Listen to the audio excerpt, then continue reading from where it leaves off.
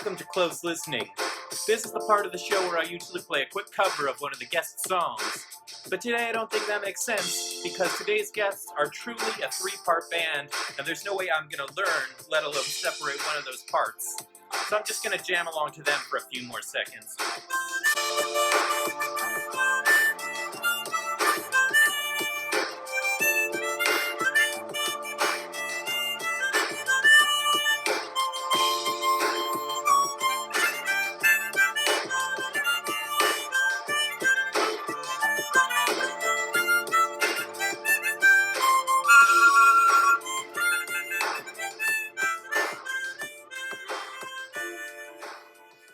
One of my favorite parts of playing chromatic harmonica is that my cat seems to like it and meow along to it. I think it's because the frequency sounds like a meow. I'm not exactly sure. You'll have to ask him. Cthulhu, come speak to the fans. What do you like about chromatic harmonica? Not sure he's going to tell us. Anyway, today's guests are a band called Squeeze Mason. I met them in Montreal, actually, because one of their guys, Dexter, he was starting this little music talent recruiting group called Pepperoni Productions, and he was one of the first people to message me when I set up my music Instagram account and said, "Do you want to play the show?" And if you're a public or semi-public figure on Instagram and you get messages from strangers, at times it can be a bit weird. You don't know if they're for real. But I showed up to these guys' gigs, and they were both extremely friendly and extremely talented, and I wish that I had lived in Montreal longer, because I'm sure we would have had more great times together. When I played the gig for them, amongst many songs in my set was a cover of David Bowie's Changes, so I set up David Bowie Hunky Dory on my wall, and I hope that gives me the good luck charm to remember those good memories and have a nice talk with them. So without further ado, here's Squeeze Mason. So I'm joined today by the guys from Squeeze Mason. We have Dexter and twins Ted and Gary. I just wanted to confirm, are you only going by first names publicly, or the full names all out in the open? I mean, everybody knows who we are at this point. Like, it doesn't really matter to me, yeah. Yes. So Dippong and Schulze? Schulze. There we go. Okay. Excellent. Dexter Dippong, Ted and Gary Schulze. So why don't we just start by hearing a little bit about yourselves? I sort of wrote these questions thinking of you as an instrumental band, but I guess it's more like you're instrumental on the demo reel and may become a instrumental and vocals band. Thought it had sort of a modern jazz vibe to it. How would you describe what your project is? Kind of tough to really pinpoint what it is, because we have such a wide array of influences. Like me personally, I grew up listening to a lot of rock and metal, whereas Dexter, he listens to more like R&B and hip hop and stuff. So we kind of just take our favorite elements of each genre and kind of make it into this, I don't know, new undefined genre. Especially because the way we write, like Ted will come up with a part, and then I'll come up with a different part, and we'll kind of like, we really write collaboratively, especially with structuring and everything too.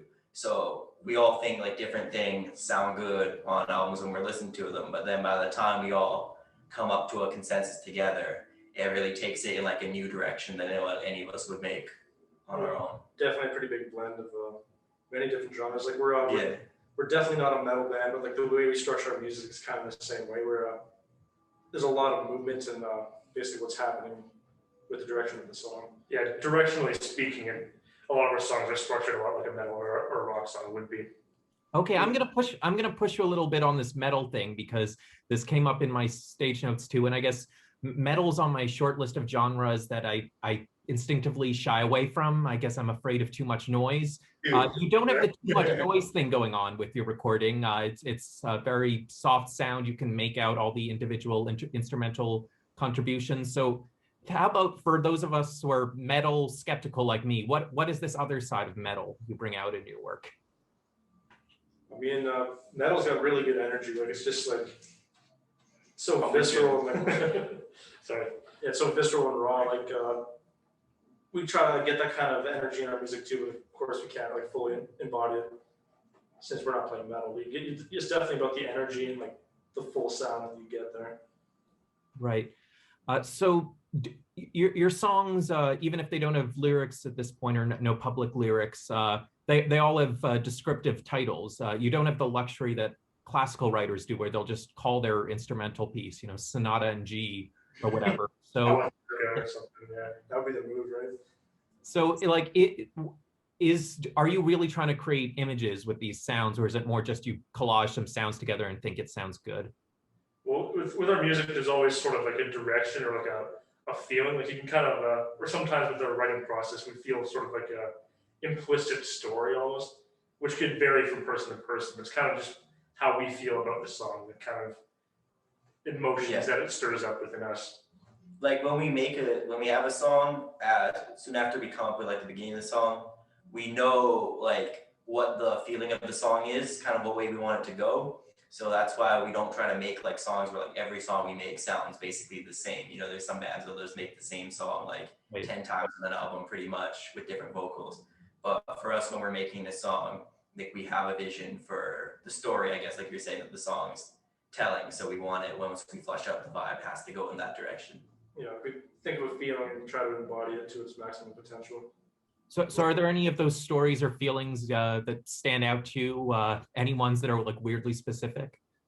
The one that we're going to play for you later is sort of like an homage to me being in grade 11 and just how happy I felt in that time, because it was a really good year for me.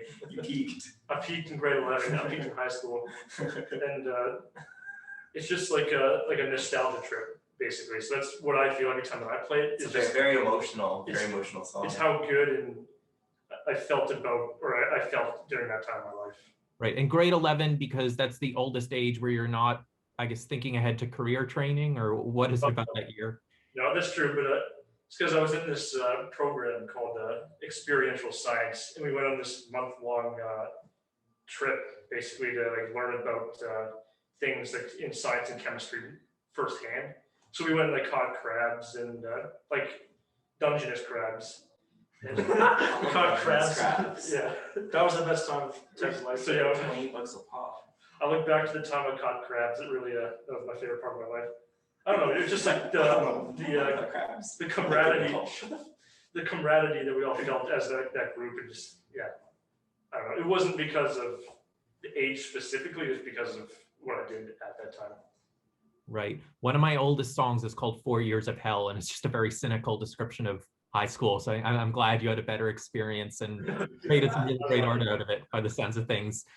So you have a new EP out called Sleeping Mercury. I'm a big cover art fan, and you chose a really interesting image for this one. It's a tattooed baby, and I'm going to throw that up on the screen. And it's just a real interesting range of tattoos. There's some straightforwardly badass ones out there, the bleeding heart.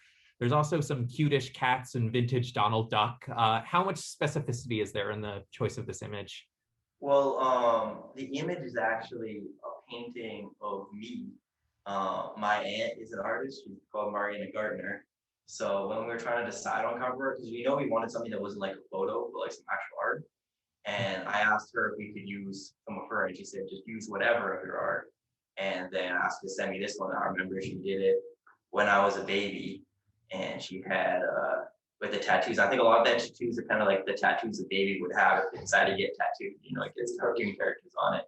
And then it had like the penis hanging out on the baby, and it was called Demons Tormenting Baby Dexter. My mom was super mad at her, and she had to kind of like paint the diaper on and change the name somehow. And it was kind of disappointing. But then I was like, you know what? If we're gonna have like an album cover this art, this is like some professional art. And I think it's kind of like a weird vibe that embodies the music, because it's just like something that's a little strange, it's like a normal beat, but there's just something that off about it. Sort of embodies the unconventional nature of our music. Very, very good. Right. So Dexter, back when I was in Montreal and I saw you in November 2019, you were the vocalist, and since then you've decided to really focus on bass, which seems like an interesting choice to me. I don't know how many people are Mick Jagger and then decide they'd rather be Bill Wyman. So tell us a bit about that journey. What are the secret joys of this underappreciated instrument? It's really fun to play, man. Like I played guitar before that, so it was pretty easy to pick up. I originally just picked it up because they were like, we need a bass player, but especially since then, it's just a fun instrument to play. And it's fairly, I feel like I'm going to insult people who can actually play bass. But for me, it's pretty easy to play because you don't have to worry about chords or anything, right? So if you have like a good ear and you have a good sense of rhythm and you can play, and you can pretty much work anything out, because you play something and you hear if it's off, you go up or down. and you get the right note. So it's pretty intuitive as an instrument. And there's actually like a lot of range. I really like Bootsy Collins, honestly, as a bass player. So I've been like trying to work in a bunch of slaps and stuff into our new songs. And it's just like a really satisfying instrument to play. Um, Vocally, I like singing and I like writing songs. And a lot of the songs in our EP that we have singing on, I've written the lyrics and the vocal parts for, but I want it to be professionally done. And I always feel a bit self-conscious going up there and singing. So it's nicer just to put the songs together and kind of just take a step back and like play the bass and really have fun. Well, it's funny because we all love playing the bass so much. Like we honestly like battle each other. Yeah, because he plays bass too. Yeah, it's my favorite instrument too. I play the bass on the keyboard, which is different, but it still fills up the same range of the song. So we're always arguing over who gets to do the bass part. It's like one of us will write a riff, and then like somebody else will play it, and then there's conflict there because like I wrote it, I want to play it, but it doesn't always work out that way. So do you ever weave together different bass parts on the same track? Yeah. Well, on Trip Slide, Trip Slide, yeah. On one of our songs, Trip Slide, yeah. There's a sort of a compliment, like my bass riff that I made on keys is complementing very nicely with Dexter's bass riff. So his is more like fluid and sort of like down or. It's almost a bass solo on that part. It's all slaps. It's pretty complex, and then you also have the bass going in the background on the keys, which fills up the space because there's a lot of space in my bass part on that one. Right. Yeah. No, you mentioned Bootsy Collins, who he's on my long list of people I have to listen to. In Toronto, we have this shoe museum, and I remember seeing a photo of him in some ridiculous platform shoes. So I just saw the picture. He always has so much fun. Like you can tell on his songs, he just like not even taking, like he's an amazing bass player, but he doesn't take it that seriously, you know? Like he's always just having lots of fun. All his songs are super high energy, and he's in there like doing the Bootsy voice, like, oh yeah, baby. And just like he'll just talk some random stuff for like 30 seconds of the song and just like be doing some silly shit. You can tell he's just having a really great time on all his songs. So yeah, exactly. He's got good energy. So the way I found your band was actually through a related project. At least at the time, Dexter, you were running something called Pepperoni Productions. You were also trying to get people to come out to shows. Is that still part of what you're doing? You're simultaneously talent scouting and being your own? I'm not so much doing that now because everything's locked down. But before COVID, I was doing different live bands at a bar called the Blue Dog. I worked every Thursday. And then that was just my account. I just thought Pepperoni was kind of a funny name. I don't know, I might change it. But that was the account I was running to promote those shows. And we ended up playing like 4 or 5 shows there because more than we like. Because I think I only want to play a show every so often so we can get people out. But it'd be like a band would cancel, which is kind of lame. They'll be like the day before, they'll be like, oh, look, we had something. Like, so then we'd end up like coming out and play. So we did a bunch of gigs there, which is really nice to kind of practice in like a low pressure environment and get tight. But, right. Ideally, probably less frequently than every week, but start putting together some more shows once COVID ends and it's actually safe to have gatherings. Right. So was that experience of finding so many people refusing, does that ruin the experience for you, or do you feel like you were improving at it? Is it something? No, it was good because when I started, I had never done anything like that before, and I really had no idea what I was doing. It's pretty disorganized, and then like over the course of the year, you know, it's a whole learning experience, and we met a lot of different bands. All the people right now that almost all the people we're having featuring on this album, we met through doing that and made friends with them, and now we're gonna have them like sing. We got the singer from Pretty Finished, I believe, is gonna come on, do a song. We've got JC Taylor, he's a singer-songwriter. He's a great like live looping setup. It's just him, it's a full band. He's really great. He's in Mexico City again, but he was up here last year and he did a show and we really hit it off. And he's now written the verse on a couple of our songs. He's a fantastic songwriter. So yeah, it's a really great experience because you kind of learn how to put shows together and stuff. And you also at the same time meet all these artists who just go for it. Right. So I got a bit of a sense of the flavor of this earlier. Ted and Gary, you're from Whitehorse, Yukon, which for non-Canadian viewers is like Canada right next to Alaska. But it's living in urban southern Canada. It still feels like a whole other world. You gave us a bit of a taste. What's it like to grow up in a place like that? Come to Montreal? Any big differences? I don't know. It's a huge question, but see what you can do. Yeah, there's a lot to that question for sure. I think the main difference is being able to see the mountains everywhere. Whitehorse is right in like this big ass river valley basically, and 360 degrees you look around, there's mountains. Yeah. So just like as a landscape, like as a whole, it visually looks very different. Yeah, it's kind of like when you're in Montreal, like you're in your apartment building or where we are right now in our studio, like there's probably like 100 people in like maybe 100 square meters. But if you take like a 5-minute walk in our backyard in Whitehorse, there's like literally nobody there. Like you'll be completely alone. Well, that's a big difference. Like sleeping at night in Montreal, you're always going to hear like cars driving by and like the general sort of ambient noise of the city. But in Whitehorse, there's none of that. It's just like the wind and the leaves on the maybe trees. some birds or something. Yeah. The ravens. The ravens. Yeah. These guys have ravens instead of crows. We don't have crows, we have ravens. It's fucked Yeah. up. Can you tell the difference between raven and crow sounds? Just ornithology nerd question. They sound more or less the same, to be honest. It's size is the main difference. The ravens are bigger, so I guess it's a little deeper. Right. It's funny. One time we were in Dawson City, which is farther north than the Yukon, and the only thing I heard on the radio for 3 straight days was that somehow a crow made it up to Dawson City, and that was like big news. It's like why is there a crow this far north? Right. Are there any Whitehorse musical icons, at least locally? There's a few. We're going to get this guy to sing on one of our tracks, 8 and 10 Trees. He's part of a band called Soda Pony. And they're personally my favorite Whitehorse band. They're definitely the biggest band from Whitehorse. They've got like 350 monthly listeners on Spotify, which isn't really a whole lot in the grand scheme of things, but like for a town like Whitehorse, that's pretty damn impressive. For Whitehorse, they're like superstars. Big time. So it's great for us that we can actually get someone associated with that band like on our track because He's a great singer too. Oh, he's an excellent singer, yeah. So Gary, I hear you learned to play drums from Rock Band 2, so a Guitar Hero-like game. Obviously, you couldn't learn guitar from one of those, but I guess the drum pads are somewhat like real drums. Tell us a bit about that experience. I mean, like it takes the same skills to like play in the Rock Band drums. It doesn't like an electric kit that I have here or like an acoustic kit. Like, you're still hitting everything the same. Like you develop a sense of rhythm. But basically, it's like training on like rubber pads that a lot of drummers have.